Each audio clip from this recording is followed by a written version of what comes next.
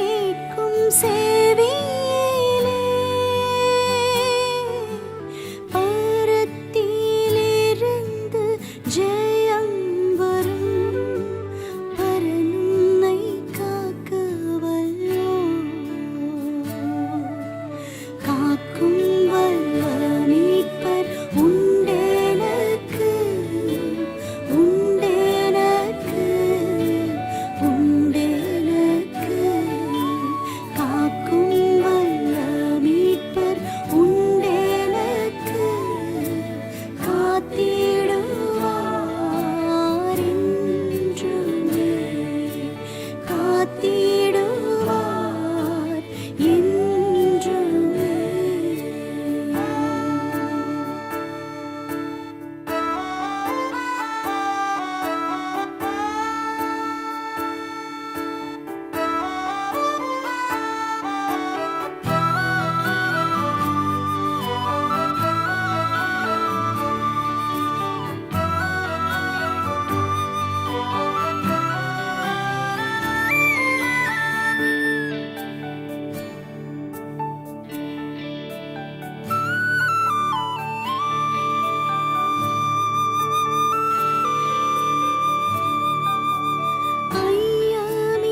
ஐயமிருந்ததோர் காலத்தில் ஆவி குறைவால்தான்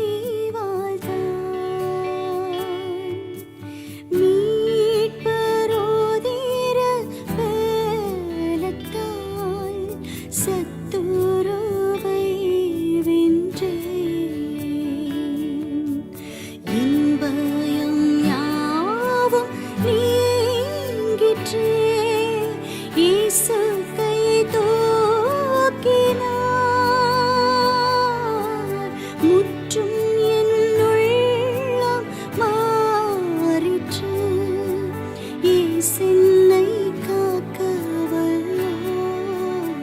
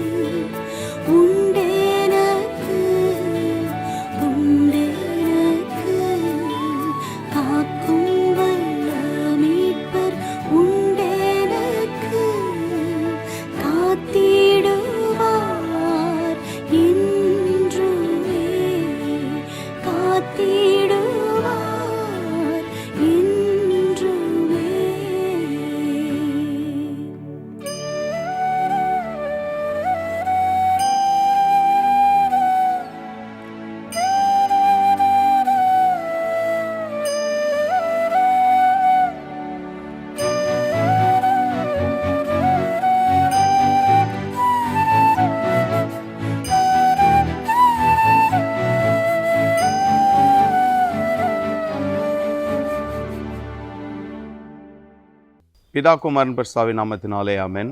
கிறிஸ்துவுக்குள் பிரியமானவர்களே, யாவருக்கும் இந்த நாளின் வாழ்த்துதலையும் ஸ்தோத்திரங்களையும் தெரிவித்துக் கொள்கிறேன்.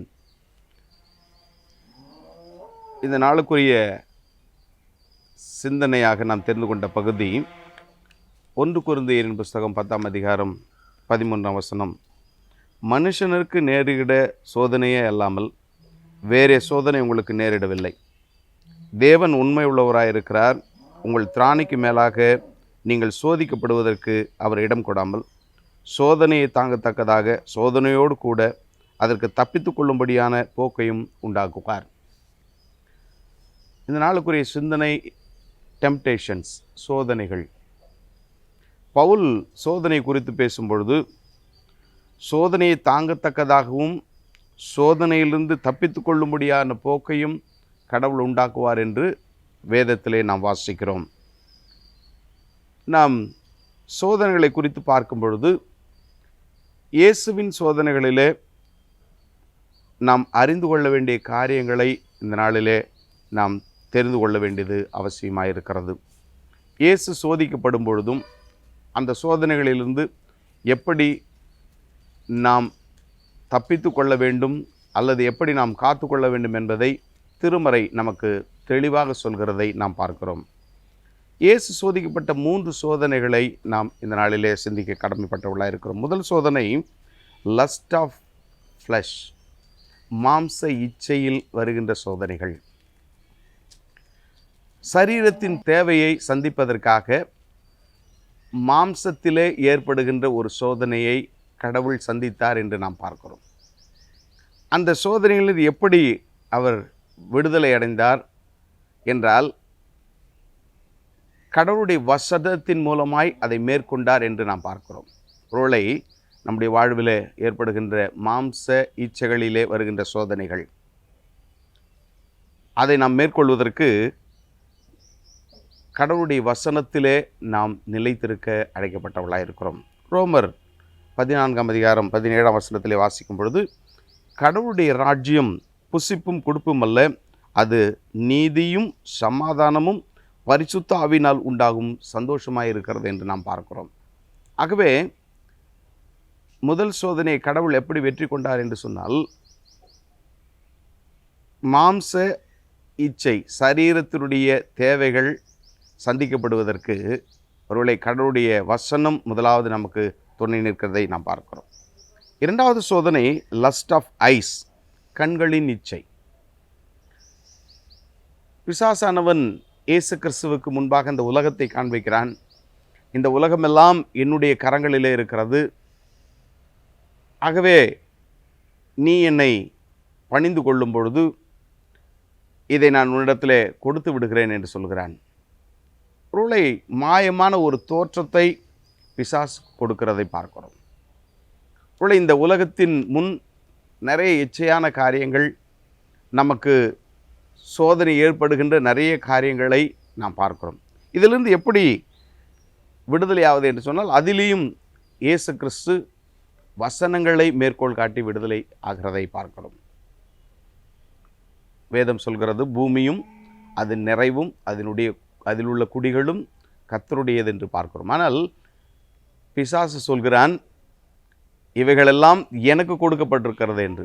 ஆகவே நாம் தெளிவாய் புரிந்து கொள்ள வேண்டும், இந்த உலகத்தினுடைய காரியங்கள் எல்லாம் கடவுள் நமக்கு வைத்திருக்கிற காரியங்கள் என்று.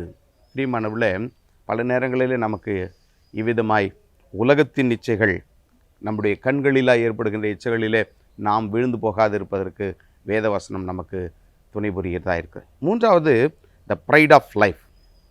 முதலிலே நாம் பார்க்கும்பொழுது லஸ்ட் ஆஃப் ஃப்ளஷ், மாம்ச இச்சைகளிலிருந்து விடுதலை பெறுதல். இரண்டாவது கண்கள் இச்சையிலிருந்து விடுதலை பெறுதல், லஸ்ட் ஆஃப் ஐஸ். மூன்றாவது ப்ரைட் ஆஃப் லைஃப், வாழ்வின் பெருமையிலிருந்து விடுதலை பெறுதல். ஒருவேளை இந்த சோதனையும் நமக்கு ஏற்படுகிறதா இருக்கிறது. உயர்ந்த இடம், கடவுள் இயேசு கிறிஸ்துவை பிசாசு கொண்டு போன இடம் உயர்ந்த ஒரு இடம். அந்த இடத்துல கொண்டு போய் வைத்து பெருமையை உயர்த்தி காண்பிப்பதற்காக அந்த இடத்துல நிறுத்தப்பட்டிருக்கிற ஒரு சூழ்நிலையும் பார்க்கிறோம். ஆனால் கடவுள் அதையும் மேற்கொண்டார் என்று பார்க்கிறோம். பிரியமானவர்களே, இன்றைக்கு நம்முடைய வாழ்வில் 3 விதமான சோதனைகள் வர நம்முடைய காரியங்களில் இருக்கிறது. ஒன்று மாம்ச இச்சை, கண்களின் இச்சை, வாழ்வின் பெருமை. இதிலிருந்து நாம் எப்படி தப்பித்து கொள்வதற்கும் அதே சமயத்தில் இதிலிருந்து நாம் விடுதலை பெறுவதற்கும் கடவுள் நமக்கு துணை நிற்கிறவராயிருக்கிறார். ஆகவே தான் பவுல் சொல்லுகிறார், சோதனையை தாங்கத்தக்கதாகவும் சோதனையோடு கூட அதற்கு தப்பிக்கொள்ளும்படியான போக்கையும் உண்டாக்குவார் என்று சொல்லி, ஒருவேளை நம்முடைய சோதனைகளில் நாம் விடுதலை பெற கர்த்ததாமே நமக்கு உதவி செய்வாராக. ஆமென். ஜெபம் செய்வோம். எங்களை நேசிக்கிற அன்பின் ஆண்டவரே, இந்த நாளுக்காக நன்றி செலுத்துகிறோம். இந்த நாளிலே கர்த்தாவே நீர் கொடுத்த நல்ல சத்தியங்களுக்காக நன்றி செலுத்துகிறோம் சுவாமி. சோதனைகளிலிருந்து எங்களை தப்பித்துக் கொள்வதற்கு கர்த்தர் எங்களுக்கு உதவி செய்யும். மீட்பர் இயேசு கிறிஸ்துவின் மூலமாக ஜெபிக்கிறோம் ஜீவனுள்ள நல்ல பிதாவே. ஆமென்.